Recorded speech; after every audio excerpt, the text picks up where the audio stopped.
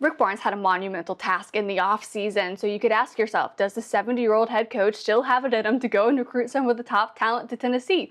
This year's class, it's a resounding yes. You could even look to what he did immediately following the Volunteers' Elite Eight appearance in the NCAA tournament. Just 1 week after, he gets the second best player out of the transfer portal in Ja'Kobi Gillespie. 2 weeks later, he gets a top 5 recruit in Nate Ament from the high school ranks. To put that signing into perspective, he's just the third top 5 recruit to sign with the Tennessee Volunteers, joining the likes of Allen Houston and Tobias Harris.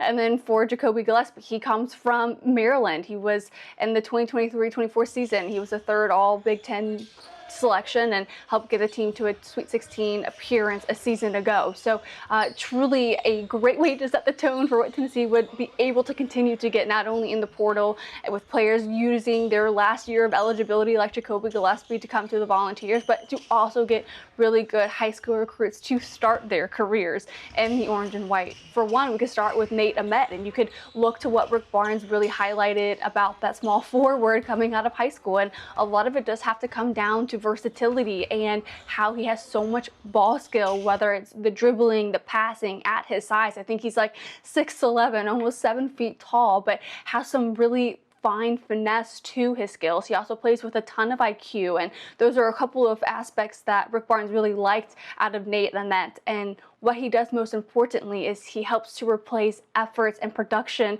that the Tennessee Volunteers have truly enjoyed the last couple of seasons, starting really with Dalton Connect and then Chaz Lanier. So when you hear him kind of being in that conversation, really being that natural scorer, somebody who they believe really could score at all 3 levels, you kind of start getting this indication that he's somebody that they want to have serious minutes of production kind of right away. And if he can continue to develop and grow here, not only in the summer workouts, but when they get over to in-season training, right, and can put on some size, that he could truly be somebody that is involved in that starting lineup really pretty early in the season. And when we hear from associate head coach and Justin Gainey, and he talks about really what jumps out on the page for him just weeks into summer workouts, it really is in that versatility, how he's able to go and create shots for himself. That indicates, okay, he's starting from a really good spot, and if he continues to grow like this, imagine the player he'll be in just a matter of months. His size and his length make him really unique and with his skill set. And so it's been fun. Okay, and then in a play that we'll highlight in a moment, which kind of really reinforces what we'll say here, is he really truly is still in that transition phase. You could go back to the episode we had last week talking about a couple of those freshmen or even the transfers that are coming in, but specifically for a guy like Nate Ament, who is so tall but still kind of like a little on the thinner frame size. When he's somebody that you want to be able to score at all 3 levels, the challenge that he'll have probably will come with the diet and the workout, being able to put on some substantial size. Because if you're wanting him to be somebody that can either drive baseline, can be somebody that can take a mid-range shot, he's going to have to deal with contact either from guys like a Felix Akpara or even a Cade Phillips, who is so like farmer strong, right? It's kind of what we heard about him a year ago. He's going to have to find a way either to be able to be strong enough to take that contact, to still be able to be agile and get away from that type of contact so he can go out and create his own shots in space. But it's those areas in dealing with the physicality of the SEC, of this type of caliber of basketball, that probably will be, let's say, one of the bigger challenges for the freshman. He'll tell you, man, it's the hardest thing I've ever done. But he's a guy that's determined, and he's going to make it. He loves those challenges, and it just motivates him more.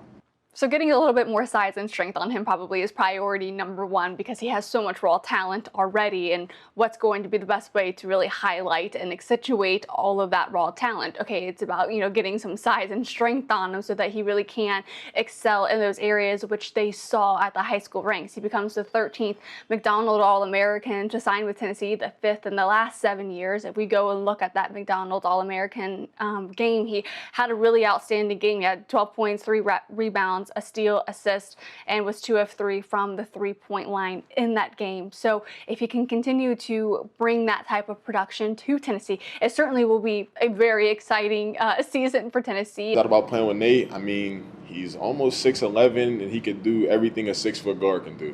So that's definitely crazy to me. It will be a true test for him, this summer, and how much growth he can have and what foundation he'll be able to build here in the summer months, getting ready for that in-season, training and practice and getting ready for the regular season. But that's true for everybody. It's not just true for the freshmen or the highly touted freshmen. It's true for the transfers, the returning guys. And that's what makes Rick Barnes so good, is his ability to get every ounce of talent out of his players. How many times did we hear that from Dalton Connect a season ago, and how, Rick Barnes and the coaching staff are really able to unlock all of his talent, and how he really was kind of a catch and shoot type of player. You maybe even saw it a little bit more with Chaz Lanier, and how they really helped him develop maybe more as a multi-level scorer, and the few times maybe we saw a baseline dunk that he tried to get, or he'd want to get a couple of those mid-range jumpers to start so that he could have a little bit more space from the three-point line. I think that's kind of what we'll continue to see with Nate Ament as well. Things that stand out about him, what his character is just, unbelievable, off the charts.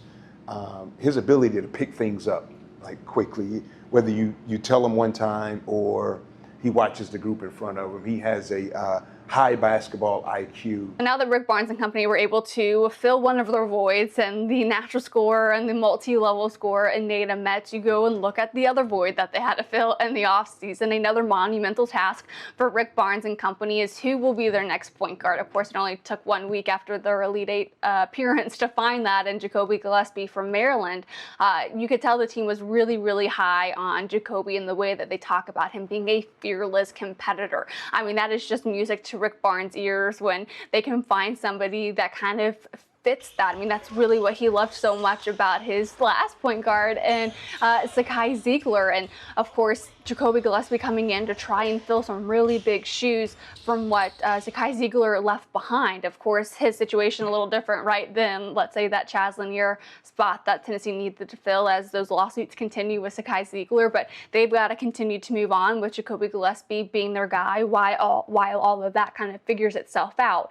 But when you hear how Rick Barnes talks about Ja'Kobi Gillespie, like, it's music to everybody's ears. Like, that is the exact type of player that they want in their point guard, being that fearless competitor, loving defense, and playing with some really great IQ, with a great understanding of the game, being that quick learner, and being able to create shots and plays for himself and for his teammates. It really seems that he truly is that total package. Great PG, fast, quick. He can really shoot it.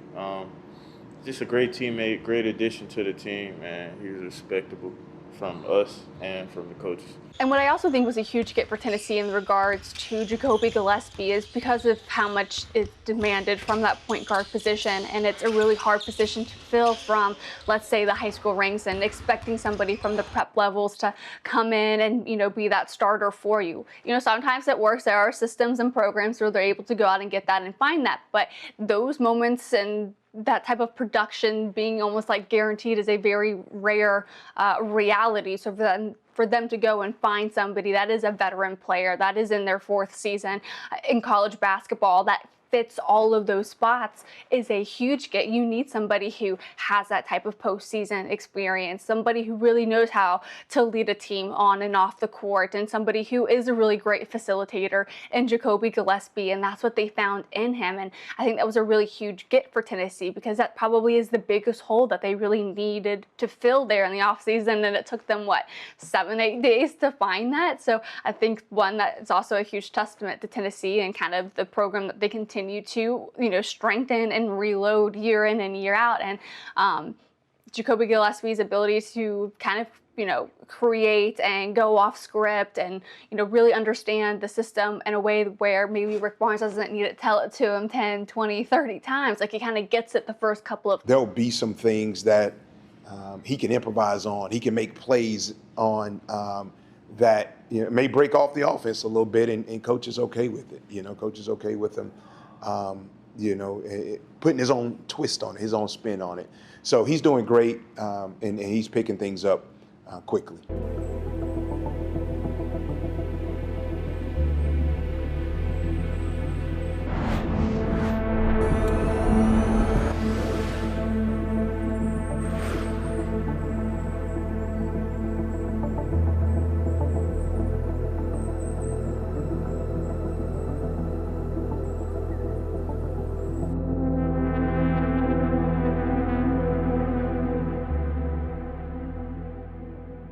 we teased it a moment ago, a play to maybe look at, and it's this play right here that I actually really kind of liked, and you could see a nice lob from Gillespie to Ament, and Ament is able to kind of throw it down, showcasing not only his size but his athleticism. But you can kind of maybe sense in that moment where you see him, jumping up, that you're expecting, oh, he's gonna have to probably work through a guy like Felix Akpara, work through a guy like Cade Phillips, and does he have the power and strength to do that? Maybe not at the moment, but you certainly see the skill and finesse and his ability to go up, grab it, and throw it down. And I think that's always a huge sign. But I think when you look to how that will be in SAC play, some size and strength is certainly needed out of Ament. And you could even see from Ja'Kobi Gillespie in a couple of drills that they're running and sets that they're running that he is a great facilitator, and he is able to kind of, maneuver and weave around through traffic, and he's showing some really good agility and creating plays, it appears, for his teammates. So I think there's a lot to go off of kind of what we saw in the opening minutes, first 30 minutes of practice, let's say, and hopefully there'll be a couple more opportunities this summer to get another peek into the Rick Barnes practice and kind of how it looks. And it really didn't appear too much that Nate and Ja'Kobi were getting the rough end of a Rick Barnes coaching where you see all of that yelling, but certainly a lot to be encouraged by. And we'll have so much more coming up later this week on Tennessee on Wednesday at 11 a.m. So make sure to join us then.